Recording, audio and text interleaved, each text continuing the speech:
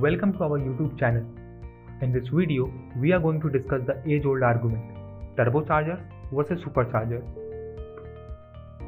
When drawing in atmospheric air pressure does not provide enough power, manufacturers and tuners turn to forced induction. It is the best method of achieving significant power increase with almost any engine, and there are two main ways of getting it done, turbocharging and supercharging. Talking about forced induction, it is the process of delivering compressed air to the intake of an IC engine. A forced induction engine uses a gas compressor to increase the air pressure, temperature, and density. If we see the working of a turbocharger, these are turbine-driven forced induction device that increases an IC engine's power output by forcing extra compressed air into the combustion chamber. This improvement over a naturally aspirated engine's power output is because the compressor can force more air and proportionately more fuel into the combustion chamber than atmospheric pressure alone. Manufacturers commonly use turbochargers in trucks, cars, trains, aircraft, and construction equipment engines. The turbocharger has three main components: the turbine, the compressor, the center housing or hub rotating assembly. Many turbocharger installations use additional technologies such as waste gates, intercooling, and blow-off valves. If we see the working of a supercharger, it is an air compressor that increases the pressure or density of air supplied to an IC engine. This gives each intake cycle of the engine more oxygen, letting it burn more fuel and do more work, thus increasing the power output. Power for the supercharger can be provided mechanically by means of a belt, shaft, or chain connected to the engine's crankshaft. There are two main types of superchargers defined according to the method of gas transfer: positive displacement and dynamic compression. What are the differences between these two chargers?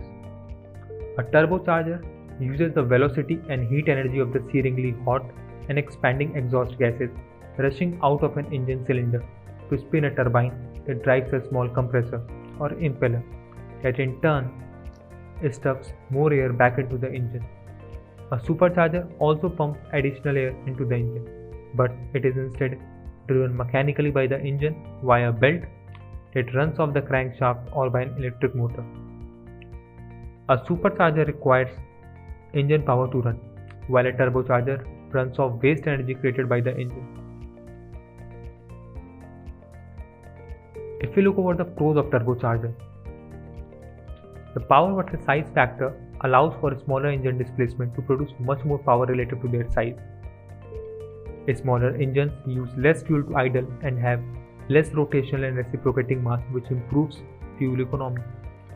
Turbochargers run off energy that is typically lost in naturally aspirated and supercharged engines, thus the recovery of this energy improves the overall efficiency of the engine. Cons of turbocharger: large turbochargers take time to spool up and provide useful boost. Traditional turbochargers typically do not operate across as wide an RPM range as superchargers. Larger turbos reaching the boost threshold can provide an almost instantaneous surge in power, which could compromise tire traction or cause some instability of the car. Turbochargers get very hot and often tap into the engine's oil supply. Superchargers typically do not require engine oil lubrication. Pros of supercharger: adding a supercharger to any engine is a quick solution to boosting power. The supercharger's biggest advantage over a turbocharger is that it does not have any lag. Good power at low RPM in comparison with turbochargers.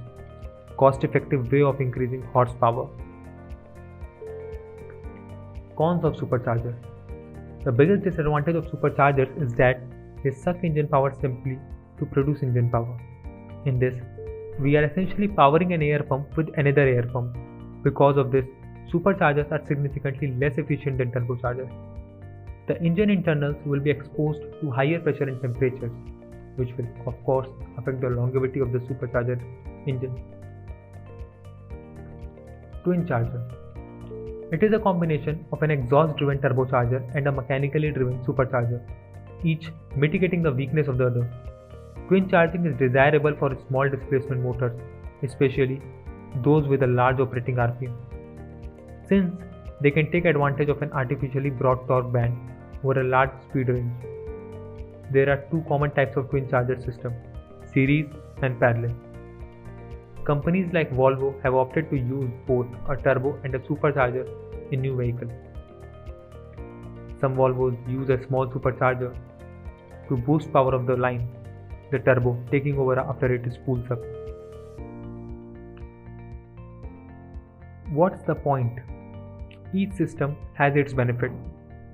Turbochargers increase power without having to increase an engine size, which leads to a fuel economy boost. This is why we now have so many performance cars with turbocharged 4-cylinder and 6-cylinder engines instead of the V8s and even V12s as we saw years ago. The auto industry has adopted turbocharging with a passion, and the number of new vehicles with turbos far outnumbers those with superchargers by a wide margin. Superchargers, on the other hand, work well in applications where maximum horsepower and torque are the end goal. A great example of this is the Dodge SRT Hellcat vehicles, which already have a large V8 engine and then have a supercharger added to create power levels not seen anywhere else in the domestic auto industry. Is there a winner of this age-old argument of turbochargers versus superchargers? Let me summarize this here.